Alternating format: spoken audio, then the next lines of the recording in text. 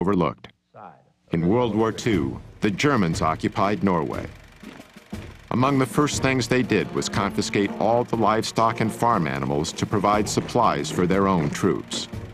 So the Norwegians were forced to eat mainly plant-based foods. Now we look at the deaths in Norway, just antecedent to this period, from heart attack and stroke.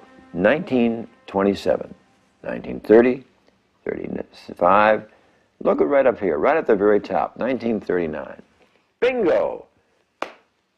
In come the Germans. Immediately, 1940, wow, 41, 42, 43, 44, 45. Have we ever seen a population have their cardiovascular disease plummet like this from statins, from bypass surgery, or from stents? No. But look what immediately happened. With the cessation of hostilities in 1945, back comes the meat, back comes the dairy, back comes the strokes and heart attacks.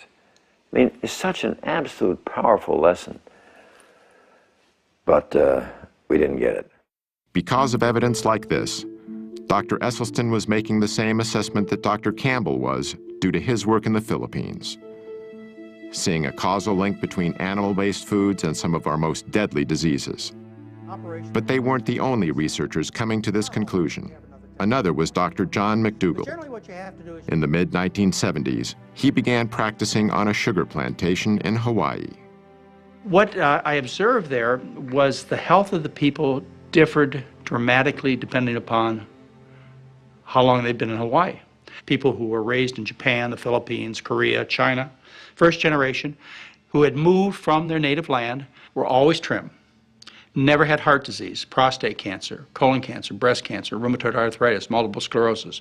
Never overweight. They were in their 80s and 90s and fully functional.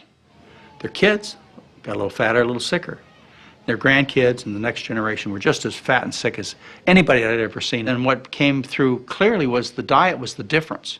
The first generation had learned a diet of rice and vegetables in their native land. But the kids, they started to give up the rice and replace it with the animal foods, the dairy products, the meats.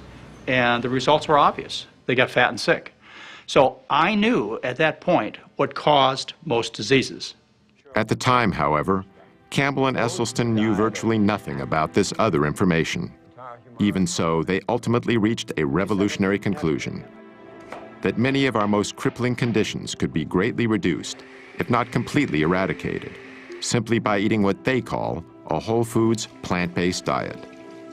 This means consuming foods that come mainly from whole, minimally refined plants, such as fruits, vegetables, grains, and legumes. It also means avoiding animal-based foods such as meat, dairy, and eggs, as well as processed foods like bleached flour, refined sugars, and oil. Campbell and Esselstyn's research in this field would change their lives forever.